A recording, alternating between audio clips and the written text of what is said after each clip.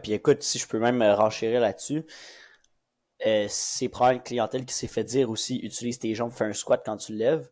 Quand tu te fais rentrer ça dans ta tête par un employeur qui dit c'est comme ça, faut que tu travailles, la CNSST vient te voir pour dire c'est comme ça, faut que tu travailles, tu penses vraiment que tu vas avoir une bonne relation avec l'idée de te pencher vers l'avant? Non, c'est ça. Ben non. Tu rentres dans le même cycle, le même principe que ce que j'ai dit, où il y avait des professionnels qui sont sûrement des très bons professionnels, mais qui ont dit ah, tu avais une vertèbre déplacée.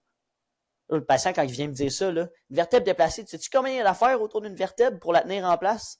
Pour qu'elle soit déplacée, ta vertèbre, là, il y a un méchant problème. Est-ce qu'elle peut être mal tournée un peu sur elle-même? Est-ce qu'elle peut être raide? Définitivement.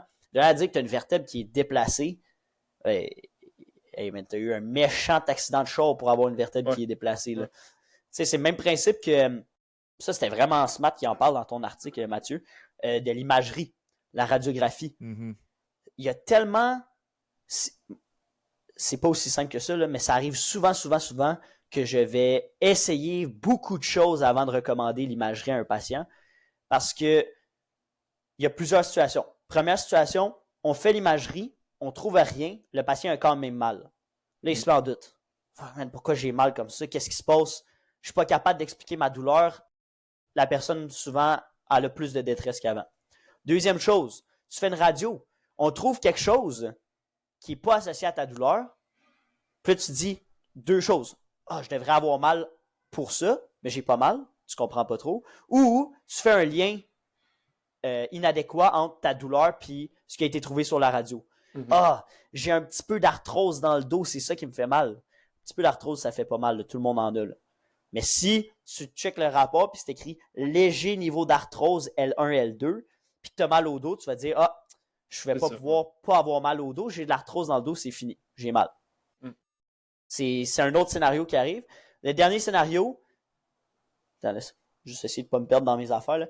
Dernier scénario, tu fais l'imagerie, on trouve de quoi, puis c'est relié directement à ta douleur. Mais ça, c'est pas nécessairement la majorité des cas. Puis ce qui arrive souvent, c'est que ça confirme le diagnostic. Puis qu'est-ce qu'on fait? Ben, on continue la physio. C'est ça. Ouais. Fait que l'imagerie, là, c'est vraiment... Ça peut être utile. Ça veut pas dire qu'on en fait jamais. C'est bon des fractures, là. C'est bon. Définitivement. Ça va confirmer une fracture. Sert, là, dans mon cas personnel, mettons. C'est sûr. Mais tu sais, quand ça fait 10 ans que tu as mal, puis qu'on va te faire une radio, puis que tu trouves un petit affaissement du disque, là. OK. Cool.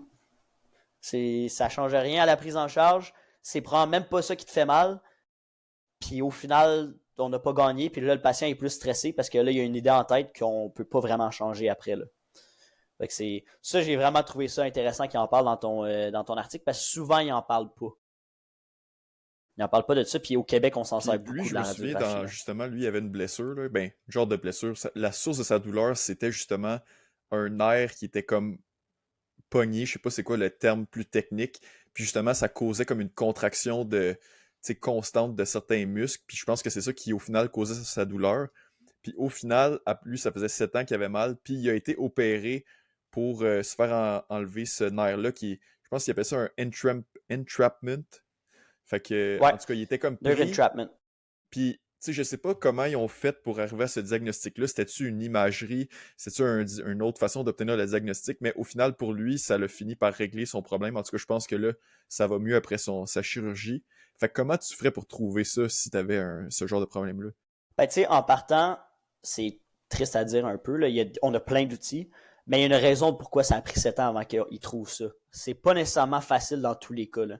On a beaucoup de tests de la mobilité nerveuse, qu'on appelle. Je pense que je t'en avais déjà parlé un peu, Mathieu. Mais où est-ce que je compare souvent la mobilité des nerfs à un fil électrique qu'on passe dans un mur.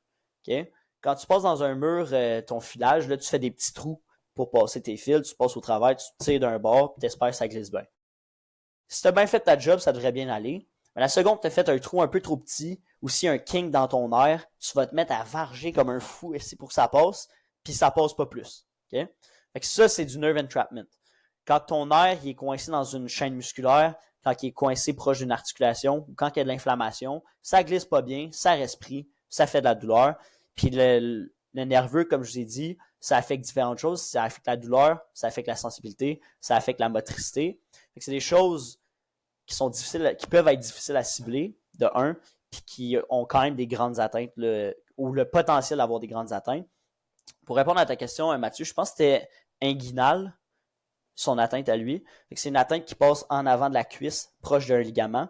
Puis ça, on a beaucoup moins de tests pour le tester. On en a, là, mais pour le membre supérieur, pour le bras, on en a beaucoup. Pour ce qui est le nerf sciatique puis le nerf fémoral qui est en avant de la cuisse, on en a. Mais aller vraiment spécifiquement dans ce coin-là, c'est pas facile. Puis souvent, tu vas avoir d'autres choses qui vont te limiter avant de te rendre à cette région-là. C'est pour ça que lui, ça a pris du temps, de un, pour que ça se règle, puis de deux, probablement qu'il y a eu de l'imagerie, puis probablement qu'il y a eu, comme tu as dit, une chirurgie par rapport à ça. Ça ramène au point que l'imagerie, c'est pas le démon. C'est juste qu'on a des choses à faire un peu avant de se rendre là. Okay. Fait que t'es mieux d'aller voir, d'essayer de la physio avant, puis là, si vraiment, on voit que ça s'améliore pas, là, ça pourrait valoir la peine d'aller faire une imagerie, dans le fond. Définitivement, parce que la plupart du temps, le traitement après l'imagerie, ça va être physiothérapie. Fait que rendu là, coupe une étape, commence la physiothérapie, ça va être fait. Tu vas arriver à ton médecin, tu vas dire, regarde, j'ai déjà fait les démarches. La plupart du temps, le physio va même te donner une lettre de recommandation pour dire, j'ai fait ça, puis ça. Je conseille X étapes par la suite. La plupart du temps, les médecins, ils sont d'accord, puis on poursuit la prise en charge à partir de là. Mais moi, j'avais une question, peut-être avant que je pourrais poser, là, c'est peut-être plus sur ta pratique de physio puis des choses qu'on a parlé avant. Tu sais, tu parlais dans le fond, quand tu as une douleur au dos, aller chercher de l'amplitude, aller chercher de la mobilité de mouvement. Puis peut-être un peu la même chose, mettons, quelqu'un qui aurait mal au genou. Moi, j'imagine comme quelqu'un qui essaie d'aller dans un squat, puis là, à un certain angle de pli du genou, de flexion du genou, c'est comme, OK, là, ça plie pas plus que ça, sinon je vais avoir mal, tu sais. Puis, dans le fond, je me demandais pourquoi d'aller s'exposer à des amplitudes qu'on n'est pas habitué, puis d'aller essayer progressivement de s'exposer à ça, d'augmenter la mobilité, ça va aider le rétablissement, puis ça va aider peut-être à diminuer la douleur. Tu sais, tantôt quand tu parlais de l'autoroute de la douleur qui s'était développée quand c'était rendu chronique, mais comment que s'exposer à des nouvelles amplitudes, ça va aider à peut-être résoudre ça ou du moins améliorer? Est-ce que c'est comme l'anxiété? C'est-tu le système nerveux qui se résout? C'est-tu vraiment physique? Au niveau physique, les muscles deviennent plus forts, les joints, ça, c'est quoi qui se passe? C'est plusieurs facteurs, là. Si on revient un peu à notre facteur ou notre modèle biopsychosocial, au niveau bio, ça a une importance. Si on va donner des chiffres, tu as 50% de la mobilité que tu as besoin pour faire tes mouvements quotidiennement. Okay? Il te manque la moitié pour que tu sois capable de faire tes choses quotidiennement sans avoir de la douleur. À chaque fois que tu vas te rapprocher de ce 50%-là, de cette mobilité-là, ça va faire mal. Okay? Il te manque de mobilité, tu en demandes trop à ton corps, ça fait mal. Ça, c'est le facteur plus bio. Okay? Fait que d'aller gagner de la mobilité, ça va faire qu'au lieu d'être à 50%, tu vas être à 75%. Il y a beaucoup moins d'activités quotidiennement qui vont t'affecter. Pour ce qui est du niveau plus psycho, un petit peu comme tu l'as dit par rapport à l'anxiété ou plus à l'aversion, de un, quand tu passes du temps dans ces positions-là, puis tu te rends compte que finalement la douleur n'est pas nécessairement plus importante, ça donne beaucoup confiance au patient. Ça lui donne confiance par rapport à ce qu'il est capable de faire. Ça lui donne confiance de OK, je vais peut-être pas être pris avec ça toute ma vie, ou je vais pouvoir recommencer à faire des choses que je faisais avant, qu'en ce moment je suis pas capable de faire. Fait que ça lui donne une confiance, ça lui donne espoir. Puis ça fait vraiment une grande différence. Faire réaliser au patient qu'il est capable de faire plus que ce qu'il s'imaginait. Puis au niveau social, ça l'éduque énormément. Tu sais, de faire un mouvement à un patient, puis de se faire rassurer par un professionnel que c'est correct. Ce patient-là, après ça, il est beaucoup mieux outillé pour gérer sa douleur quotidiennement. Il a une meilleure compréhension de la douleur. Puis s'il est capable de comprendre qu'une douleur chronique, c'est pas le fun, mais c'est pas nécessairement indicatif qu'il y a une blessure qui empire, ça lui donne tout plein d'outils, tout plein de capacités qu'il n'y avait pas avant. Là. Fait que c'est vraiment 3 facteurs. 1, on renforce les structures qu'on a besoin. 2, la personne est souvent meilleure perception d'elle-même par rapport à ça. Puis 3, vraiment mieux éduquée, puis elle prend mieux en charge sa propre douleur. Fait très bonne réponse. Ouais, ça englobe vraiment beaucoup. Donc, si vous avez des douleurs chroniques, puis vous avez jamais essayé de faire de la physio, puis que si vous aurez le goût de... Tu sais, mettons que je pense à quelqu'un là, qui aurait le goût de faire un sport ou une certaine activité, puis qui il se met un peu des barrières parce qu'il y a de la douleur, ben, tu sais, des fois, si vous avez jamais essayé la physiothérapie, ça peut être une avenue, possiblement, pour vous permettre de faire les activités ou juste améliorer votre qualité de vie, dans le fond, là.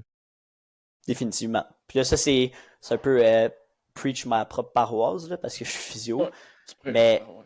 c'est, voilà. Mais tu sais, même, puis ils n'ont pas nécessairement le même niveau de formation, mais même des bons kinés, des bons coachs qui ont une bonne connaissance de ce côté-là, ça peut être très pertinent, là. Des fois, juste de se remettre dans le bassin de l'activité physique, puis d'avoir quelqu'un qui a un certain niveau de connaissance avec toi, ça fait toute la différence.